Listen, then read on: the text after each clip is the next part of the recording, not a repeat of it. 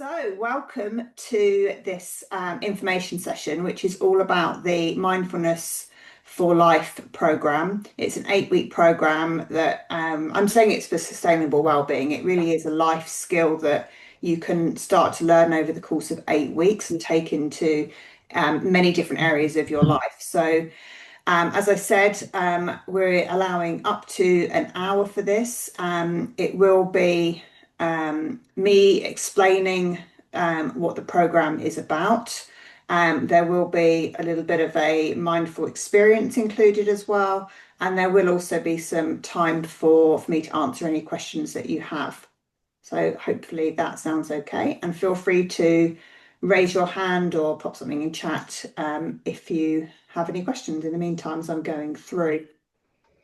So I just wanted to start with sharing a little bit about how I see the world that we live in at the moment. So I see that everybody is really distracted, mainly distracted by their mobile phones and the demands. We've got into this world where everything is everybody wants answers to things really, really quickly, and it's causing us to be really, really distracted, and that's causing I really believe it's having quite an impact on our mental health and our well-being. And at the same time, there's this people are craving joy in their lives as well, and they want happiness. They know they want it, but they don't necessarily know how to get there. And I really believe that this program is something that can help us deal with both of these things at the same time. So if we look at starting with depression, and I will look for a more recent source for this, but back in 2007, this is what the curve looked like for the age of an onset of depression. So depression is starting earlier and earlier and earlier in people's lives, and the earlier you have your first bout of depression, and that could be stress or anxiety as well, the more likely you are to have recurrence of it later in your life. And I think that's a really sort of stark picture that we see there. And on the other side, we've got people in pursuit of joy. But there has been some research that's done that actively pursuing happiness can lead to lower well-being, because joy is a byproduct of engaging with meaningful activities and being in the present moment. But social media and seeing all these sort of like idealized images of what life should be like are creating unrealistic expectations for people about what happiness means and what success means. And there's a massive emphasis on what we have, what we look like, what we achieve. And these aren't things that are going to make us happy, and they aren't things that define success. And what people have forgotten how to do is to appreciate the small positive moments in their life, to really like stop and smell the roses, as sort of that expression of, when did you last stop and really look at a drop of dew on a rose and smell it and really appreciate how beautiful that is? And then alongside all of that, there's this trend to avoid negative emotions. But in fact, the more you avoid negative emotions, the more intense or persistent they can be. And that is what gets us into this cycle of not feeling too great about things. But there is a mindful solution to this, and that's what the Mindfulness for Life program is about. Mindfulness has grown massively over the last 20 years. This graph here shows the number of scientific studies that have been carried out each year relating to mindfulness. And as you can see, it's a massive exponential curve. So in 2022, there were nearly 4,000 papers just in that year published, with evidence to say that the impact of mindfulness. And there's research being carried out in loads of different fields, whether it be on neurodiversity, whether it be on stress, whether it be on happiness, in the workplace, at home, children, elderly, the whole lot. There's research everywhere, which I think is really encouraging. So the mindfulness that I'm doing is based on an evidence base, and that's why I've chosen to learn this particular form of mindfulness, because I believe that we are in a living in a world where we're very analytically driven, and sometimes it's having evidence that shows us that something works is the nudge that we need to do something. So, what is mindfulness? I know that maybe some of you have done some mindfulness before. So, is anybody willing to share what they feel mindfulness is, if you could define it?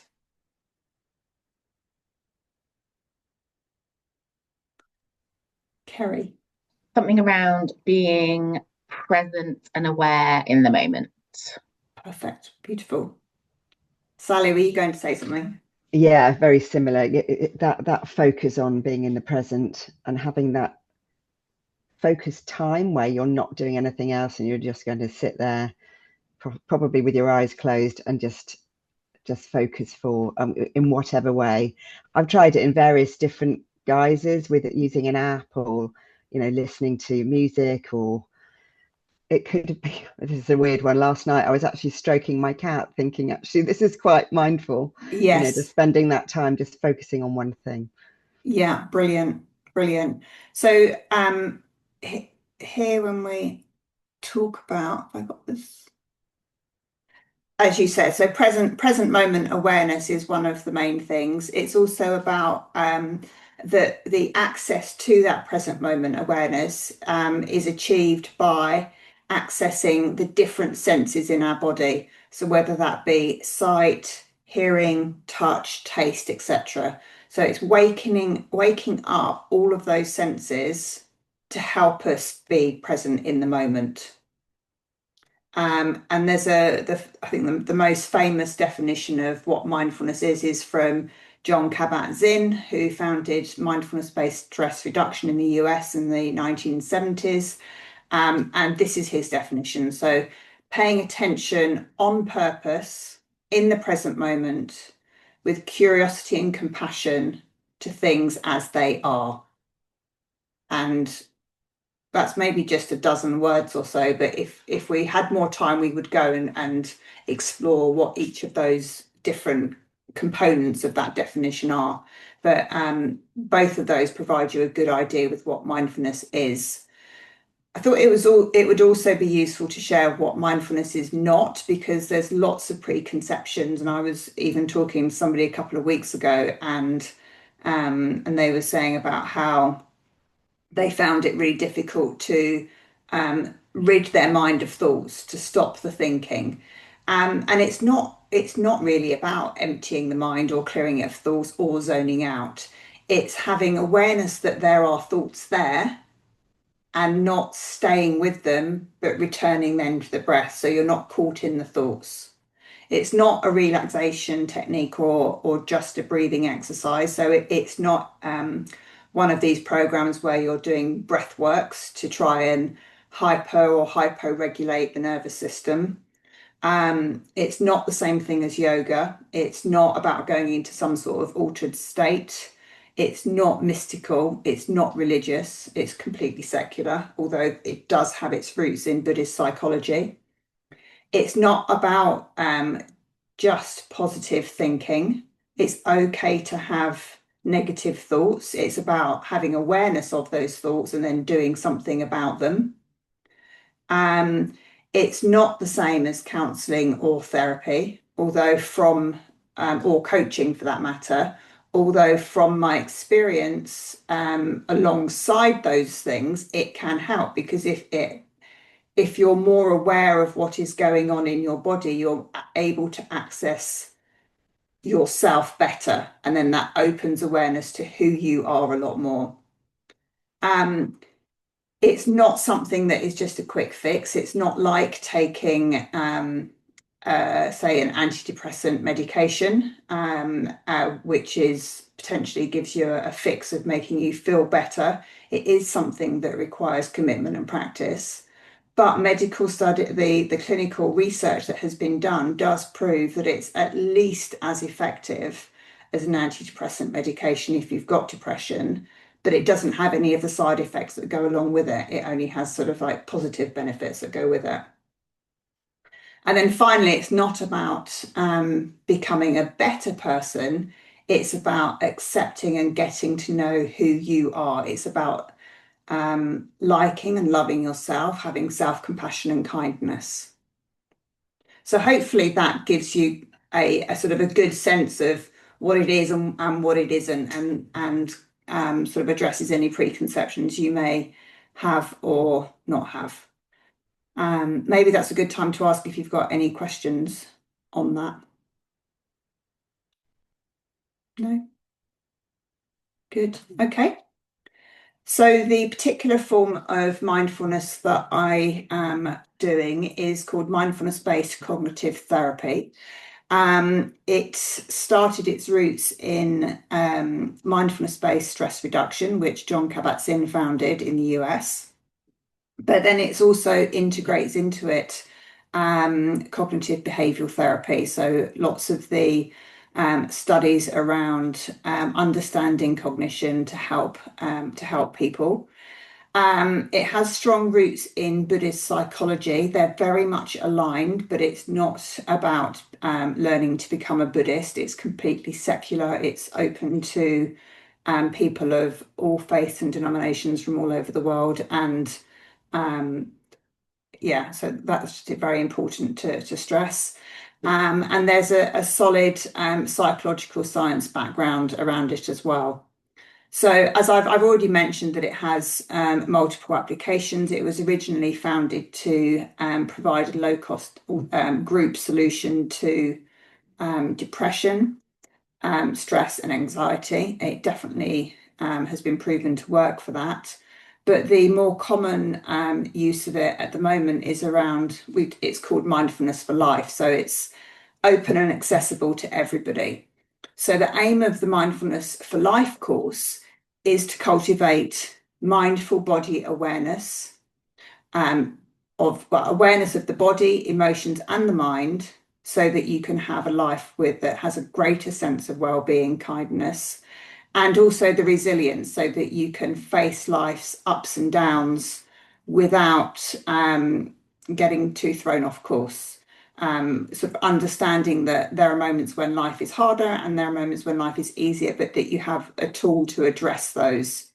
So it really allows you to develop skills over time that allow you to face something really difficult and really be aware of what's going on and move through it, but also to really have that sort of sense of what a wonderful magical world we live in, where we're full and where we're surrounded by nature that is utterly beautiful. And isn't it incredible that we even exist? It has that sort of sense of joy that comes from it as well.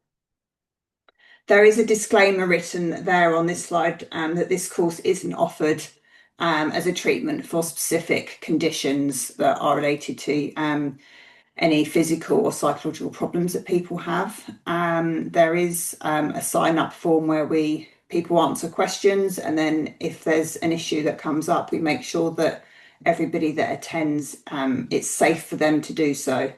So just to reassure you on that one.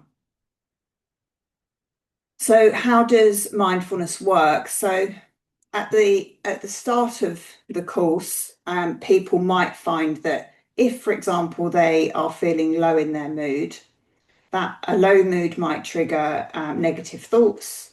Negative thoughts might lead to depression, to rumination. So chewing over those thoughts, it's hard to stop them from going around in your head. It's all consuming, and that leads into a downward spiral that can set off depression, stress, anxiety.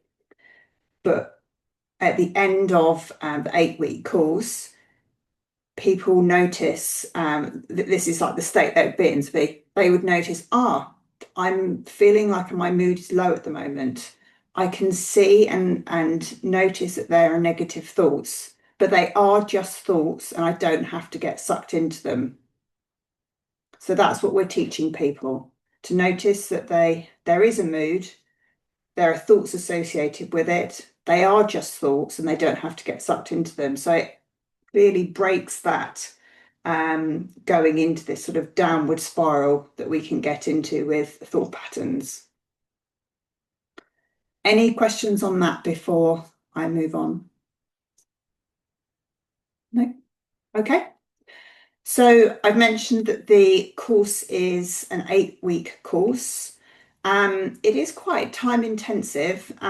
Each week there's a 2.25 hour Zoom session, which obviously I've done the course, so I know exactly what goes through your head. 2.25 hours, that's a really long time.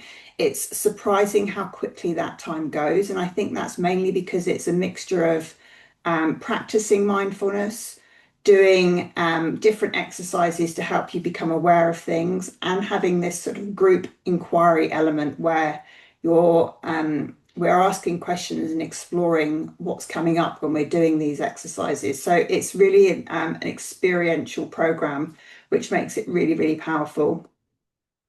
There's up to 16 participants per group. And then there's daily home practice. Everybody that comes to it is strongly encouraged to do the home practice and to sort of approach the course as being an opportunity to really learn those skills well during those 8 weeks with the support of people, so that you've got a really good chance to move forward and keep those skills in your daily life. So there is a commitment to do home practice and we try to sort of help people with that and explore what the challenges might be with doing that. And then of course there's digital recordings of the meditations and the practices. There's downloads and there's a support workbook that everybody receives as well. Claire, could I just ask one question? Mm-hmm. So on the home practice, I completely understand it's important. You can't just have one time a week and then, go back to it the next week. But how much time would you expect? Would it be kind of 30 minutes? Would it be longer than that? Or does it depend? Ideally, it's maybe minimum 30, maximum an hour.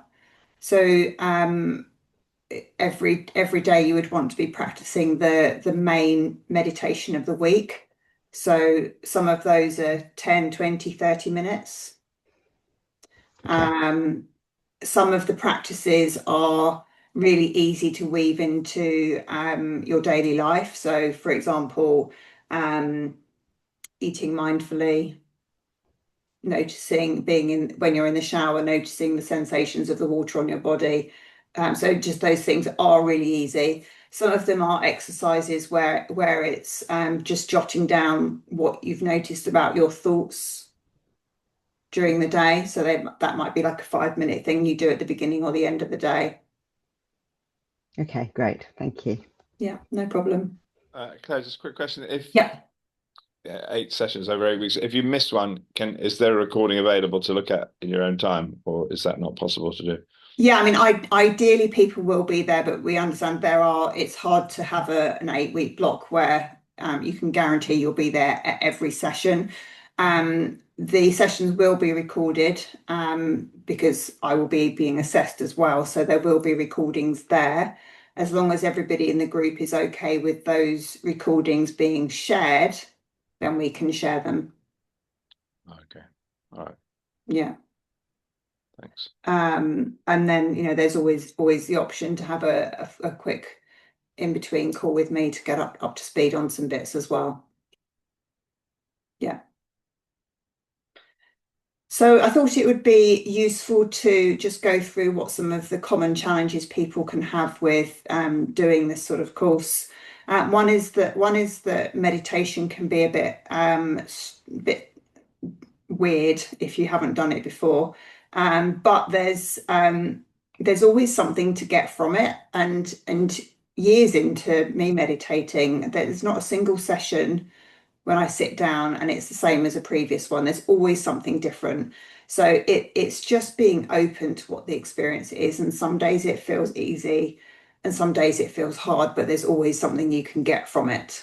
So the benefits don't necessarily come immediately. I think you maybe start to notice the benefits after 3, 4, 5 weeks. I think it depends also what's going on in your life. Generally, you need triggers from external factors or people, things that happen to be able to put it into practice to see a benefit. And of course, everybody responds differently. There's not one linear journey that everybody goes on. Everybody experiences the course in a different way. And having been through this program 3, 4, 5 times, I can't even remember anymore how many times I've done it. There's always something different I get from it, which I think is really interesting. We've touched on home practice. It can feel daunting to try to find the time to fit that into your day, but it will help you see more of the benefits from it. And if you plan it and break it down into manageable chunks, it really is not as hard as it might sound. Just generally, Claire, one of the things that I'm really trying to do less of is sitting like we are now in front of my screen, because 3.5 days a week, that's what I do for the whole day. And I'm trying to take breaks and things. Are the parts of, obviously 2.25 hours, are the parts of it where you can actually not be staring at a screen? Yeah, so one, we have at least a 5-minute break in the middle. And then there are practices that are mindful movement and mindful walking that we do in the sessions as well. So that really helps break them up. And when you do the meditation practices in the session, you don't have to sit in front of your computer. If you wanted to go and sit on another chair or lie down on the floor, you can also do that, as long as you can hear the screen, hear the audio. That's okay as well. So there's definitely that flexibility, and in fact, it's encouraged. Great. So if you want to get up and when we have sessions, we people are standing and watching this and interacting. So you've really got to, but that's also part of it, because it's being aware that, oh, I really think I need to stand up now, and honouring and being kind to yourself and moving in a way that supports you during that's all being mindful. Yeah, great, thank you. Yeah, a really good question. Other challenges, some people do have like nervousness about being in a group, but from experience, the group environment is always really supportive. It's really beautiful going on a journey with other people, and it's amazing how much you learn from listening to other people's experiences, even if you don't want to share your own. There's always something that resonates. So I think that's just really important to put out there. Sometimes there are emotional things that come up, and that isn't always easy, and it is a very supportive course. And there are ways that we can help you be with those emotions as they come up during the program as well. There's always something to learn from it. Clearly, there's often that sort of, I don't want to do this anymore type of feeling. I want to give up. Everybody understands that. And I am here to support you at all times to make sure that if you were ever to get to a point where you think, I don't want to do this anymore, a conversation is always available for you. So despite the challenges, there are many, many benefits of doing the program that all have data behind them, but I'm not going to bore you with the data. So it has been proven to reduce the feelings of stress, anxiety, and depression. It can help people cope with pain and illness. It definitely can help there be less worrying and obsessing over things. It definitely gives you, I'm saying definitely, probably not supposed to say definitely, but that sort of sense of appreciating what is pleasant and noticing what is pleasant and what is enjoyable is something that we focus on.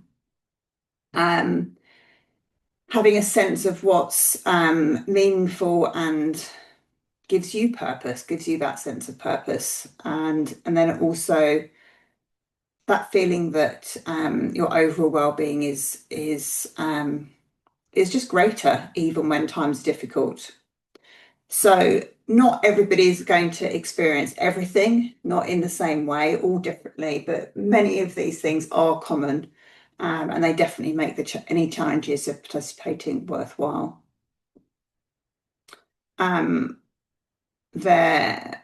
this is a workplace program that was done. So you can see there that the less stress, less burnout, higher engagement at work, better productivity, better life, well-being and life satisfaction, greater resilience, etc. So if you are willing and able, I would like to just guide you through one of the practices we learn on the course so you can get an experience of what that's like. So if you sit in a comfortable position with your feet on the floor, this will just be a few minutes.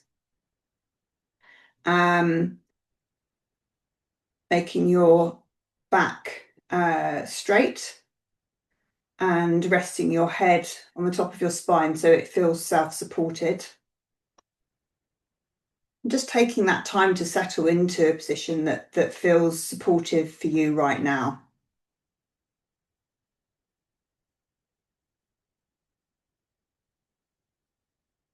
And observing as we settle how you're feeling right now in this moment.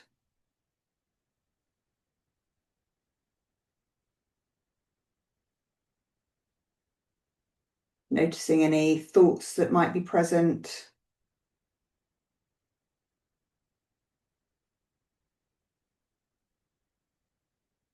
Any sounds.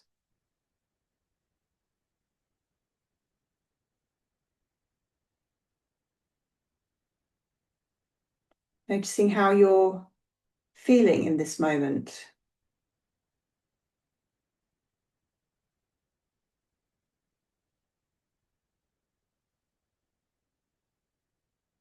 Are there any sensations,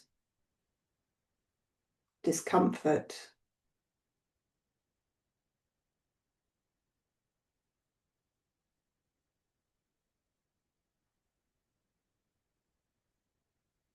Having a good sense of how you feel in this moment.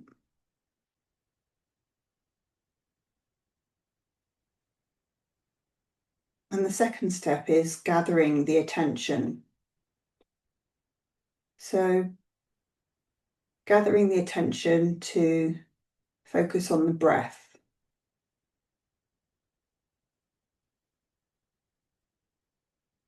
Noticing the sensation of the air as it goes in and out of your nostrils.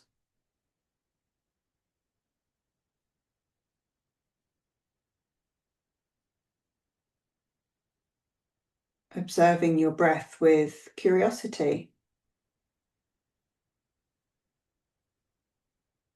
Noticing its depth, its rhythm.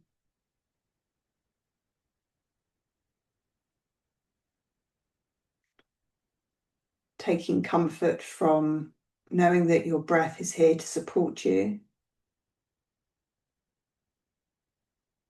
nourish you.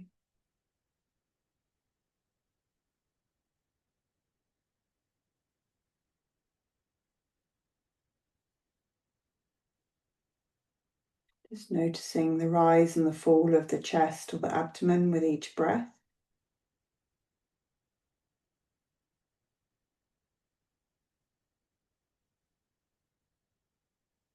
And step 3 is expanding. So taking this quality of attention we have on the breath and expanding it out to the whole body.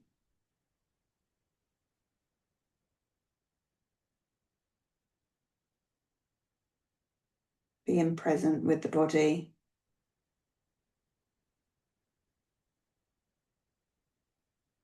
And what's here right now.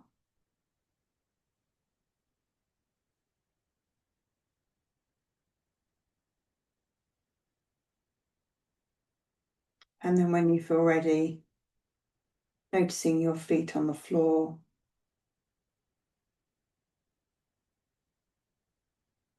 Raising your eyes and gently moving in a way that brings you back to this space.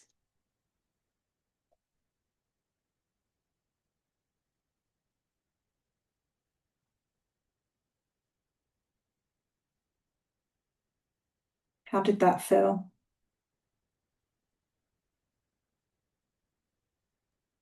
Good.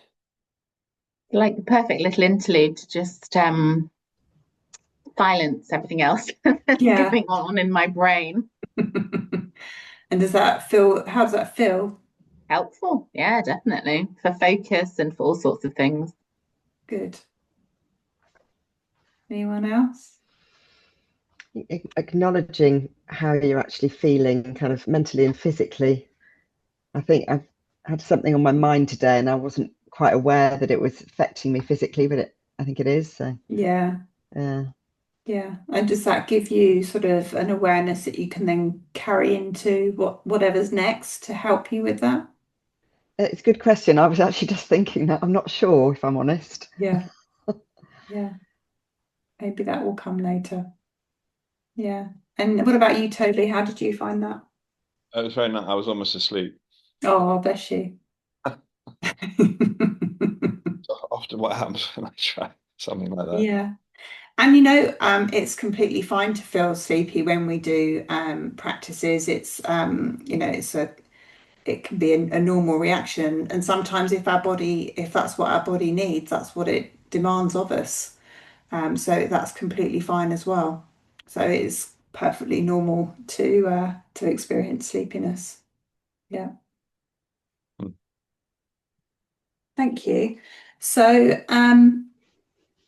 if you are interested in doing the course, I have two start dates. One is at the end of October and one is at the beginning of January.